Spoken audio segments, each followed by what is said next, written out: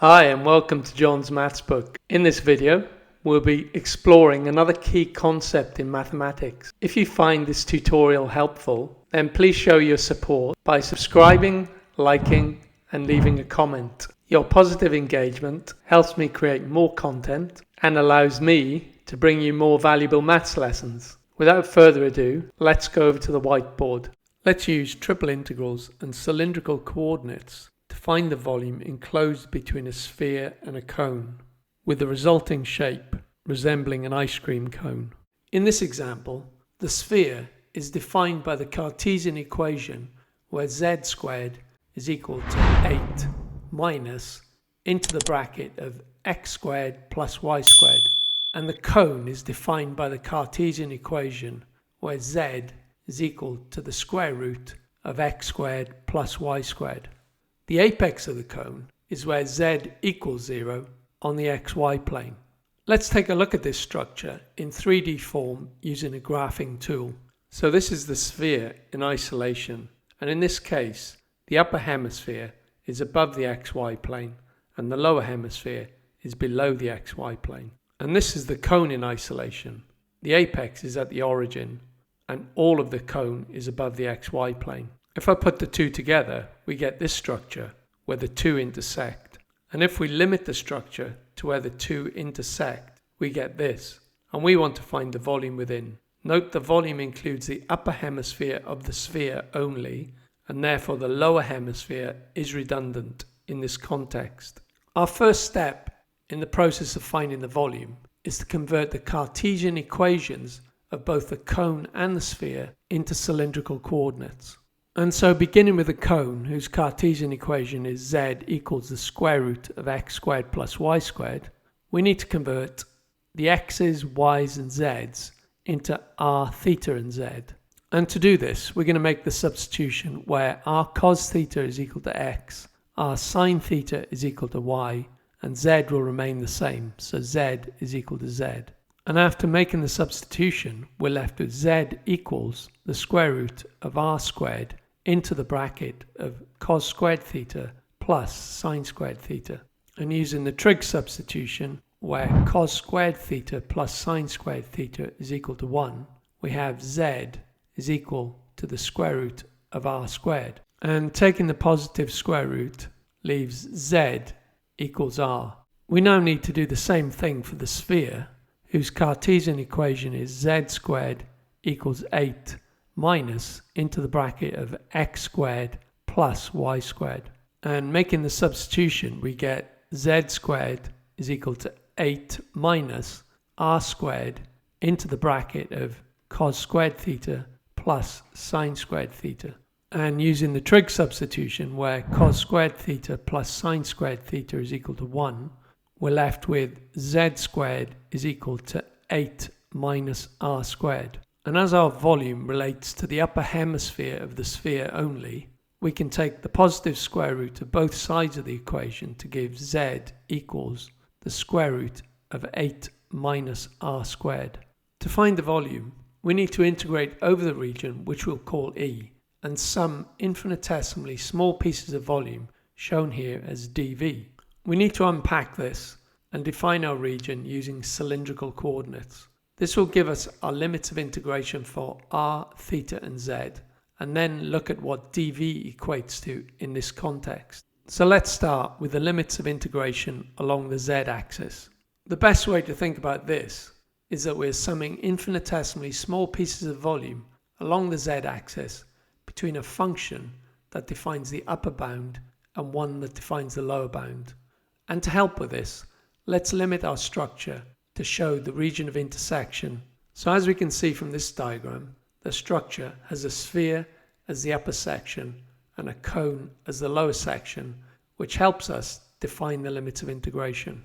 As we move vertically upwards from the xy plane and along the z-axis, the first thing we come to is the cone, and this forms the lower limits of integration, where z equals r. And then, if we continue our journey vertically along the z-axis, the next thing we come to is the sphere, and this forms the upper limit of integration, where z is equal to the square root of 8 minus r squared.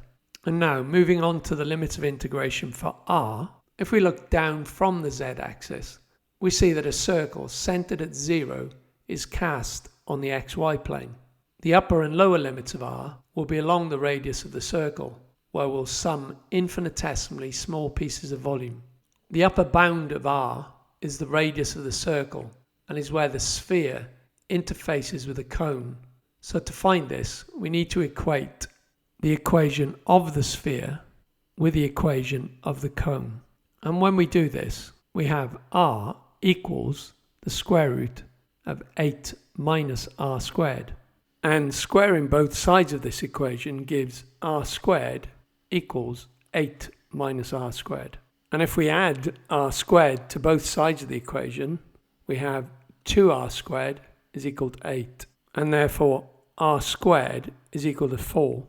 And taking the positive square root, as we're dealing with a radius, we get r is equal to 2. And so the upper limit of integration for r is equal to 2. And as r begins at the origin of the circle, the lower limit of integration for r is equal to 0. And to find the limits of integration for theta, we need to look at the coverage as r rotates about the circle.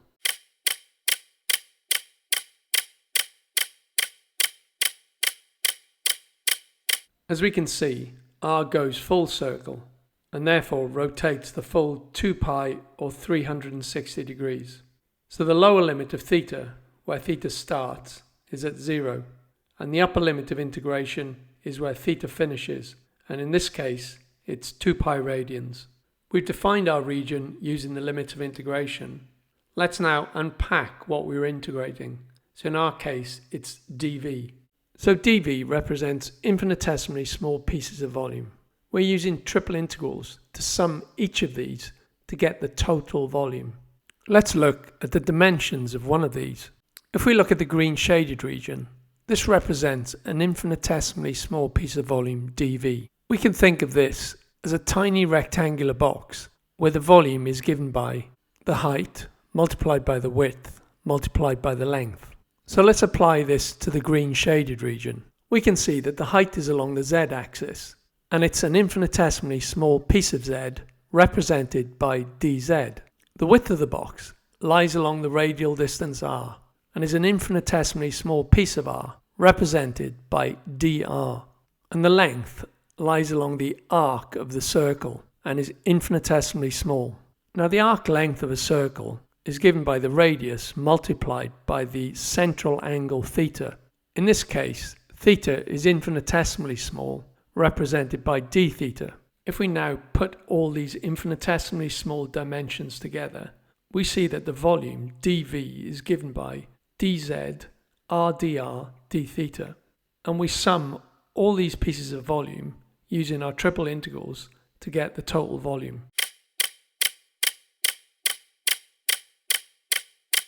So now we have our triple integral where we're integrating dz rdr d theta. So let's begin the evaluation process, beginning with the inner integral. So we want to integrate from z equals r to z equals the square root of 8 minus r squared dz. And using the power rule, this evaluates to z. And plugging in the limit of integration, we have the square root of 8 minus r squared minus r.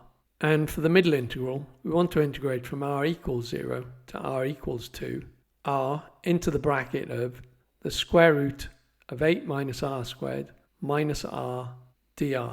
We can split this into two integrals. In the first, we're integrating r multiplied by the square root of 8 minus r squared dr, and in the second, we're integrating r squared dr. And in both cases, the limits of integration are from r equals 0 to r equals 2. And for the first of these, we need to make a substitution. So we're going to let u equal 8 minus r squared. So du by dr is equal to minus 2r. And it follows that minus du by 2 is equal to r dr. And if we make this substitution, we have minus 1/2 multiplied by the integral of u to the power of a half du. And using the power rule, this evaluates to minus 1/3 multiplied by u to the power of 3 over 2. And substituting back in for u, we have minus 1/3 multiplied by 8 minus r squared to the power of 3 over 2. And plugging in the limits of integration, we have minus 8/3 plus 16 root 2 over 3. And this equates to 16 root 2 minus 8 all divided by 3. And for the second part of this integral, we have minus the integral from r equals 0 to r equals 2, r squared dr.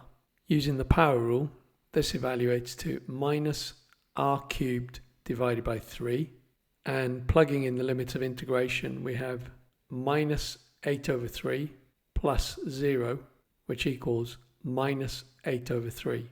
And now if we put the two parts together, we get 16 into the bracket of the square root of 2 minus 1 all divided by 3.